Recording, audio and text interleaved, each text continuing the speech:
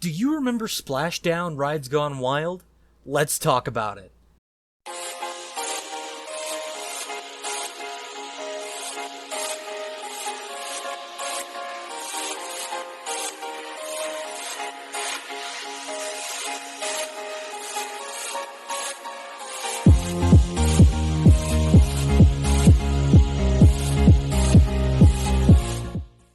Geek Game is an amazing community with awesome people who love to talk about everything geeky in gaming.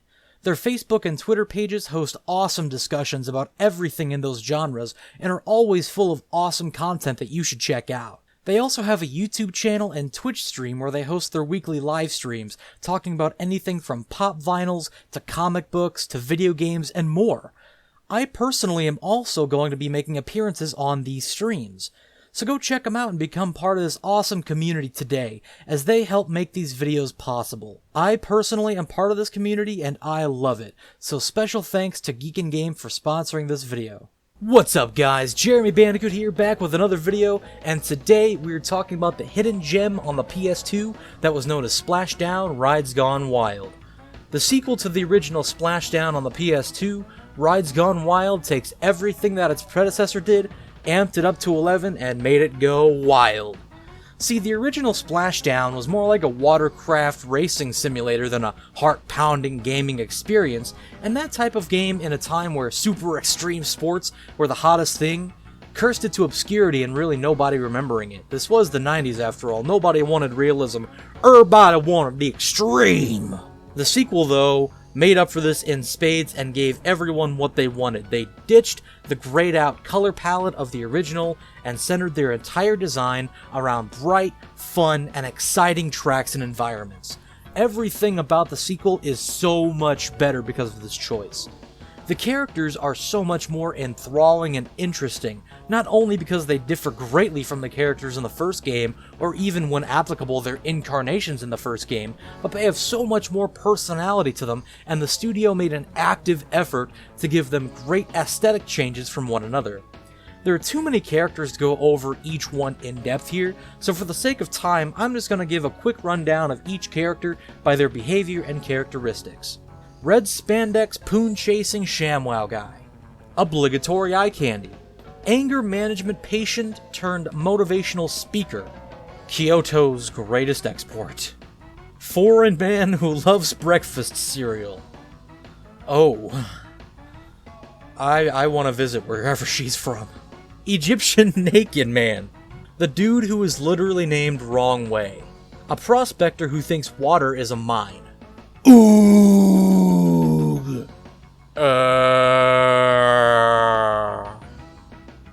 And the guy who likes things stirred, not shaken. Now that is an incredible cast of characters, if I do say so myself. Literally though, I have not seen a game with this large of a margin between their characters in an incredibly long time.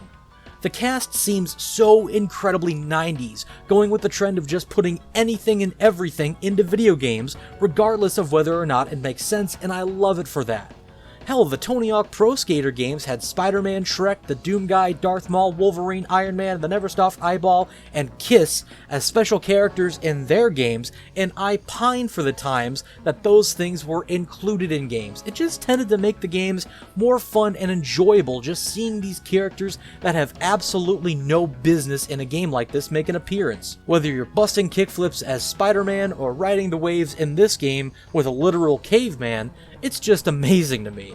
The real difference here is the layout of all the tracks in the game. As I mentioned, this game's predecessor focused more on realism and mimicking an actual watercraft race, whereas this game takes an entirely different approach.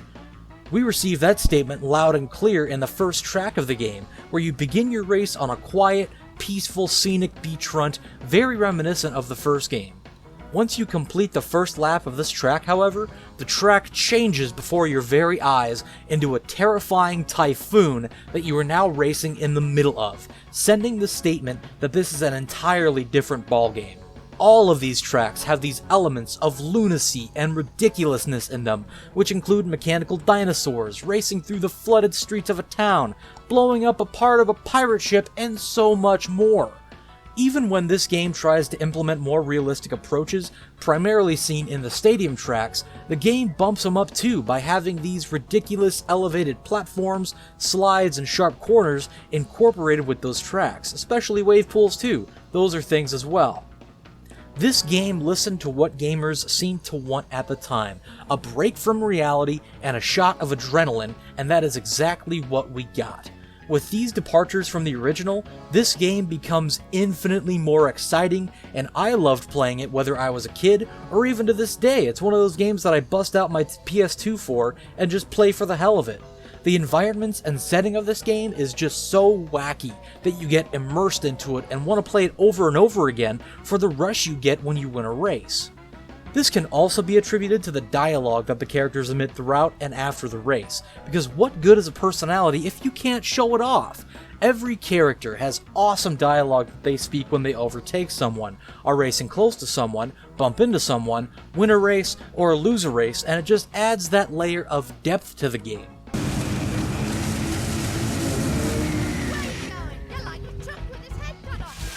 Some of the dialogue can be outright hilarious too, and makes me care about these characters even more.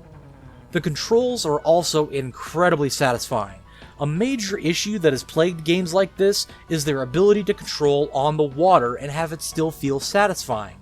This game happily meets realism and fantasy straight in the middle, and the end result is just a fun game to control and play, which is imperative in a game like this. I was actually surprised when I went back to revisit this game and realized how good the controls were.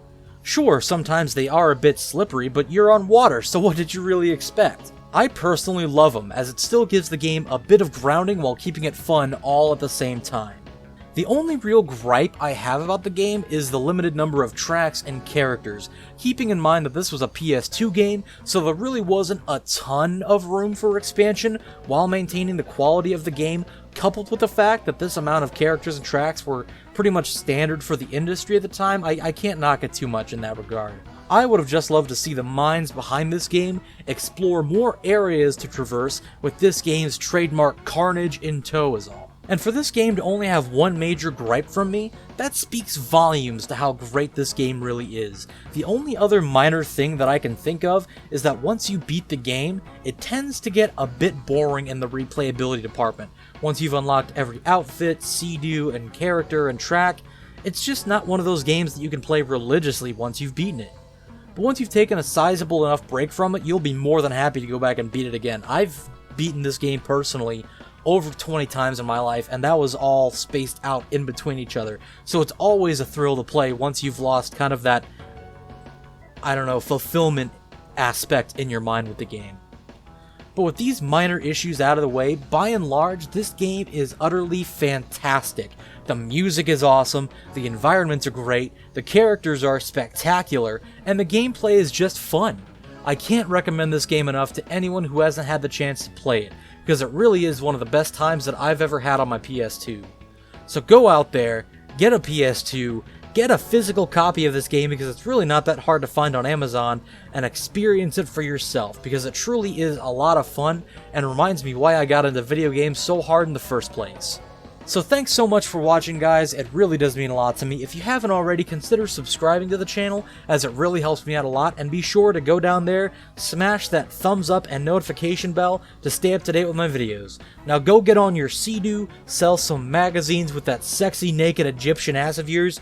Go dethrone the Kardashians, you magnificent specimen, you. Go do it. Make some billions and give me some.